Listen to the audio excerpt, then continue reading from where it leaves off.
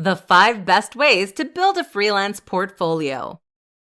It is very common for clients to require viewing samples or examples of your work before they choose to commit to a huge project with you. In order to showcase your finest work, you will need a portfolio. This presentation will guide you through the best ways to build a freelance portfolio. The best part of these tips is that many of them are applicable, even if you do not have too much experience. Your portfolio should showcase the best of your work, as well as outlining any relevant skills and experience that you have. It is a combination and demonstration of the product or service that you produce for your clients.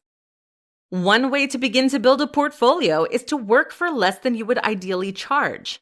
A lower price will attract clients and help you to build your clientele from early on. Also, just do work for fun.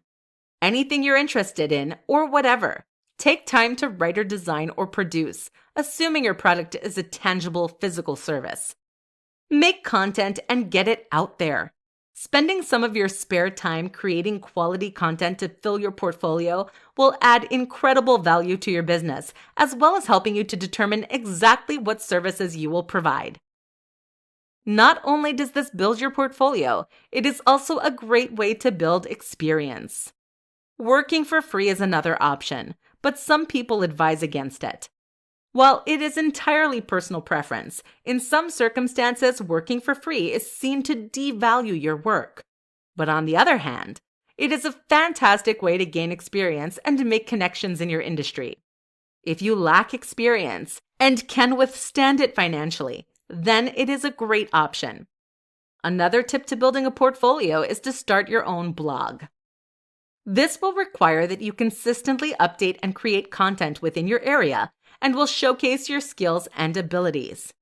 While this does not work for all freelancers, even if you are not strictly a writer, writing content that is relevant to your service makes you an authoritative voice in your industry.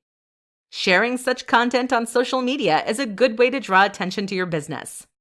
If it is possible, bring over any work from your past jobs that is relevant to your freelance business. If possible, legally, of course. You can remove these as you gain experience on your own, but it can be a way to showcase your skills when you are just starting out. You should also keep your portfolio up to date with new content, and you should revise and grow your portfolio as your business does. There is no use showcasing poor examples of past work when hopefully your work gets better with time and improves. Updating your portfolio to highlight successful projects will show your talent and skill to your future clients. Having an up-to-date portfolio is an essential method of adding value to your freelance business and allows you to advertise your services in an effective way, with minimal effort on your part. The best advertisement is, at the end of the day, a quality service. For that reason, the best way to build a portfolio is to have a quality product that attracts clients and influences them to work with you.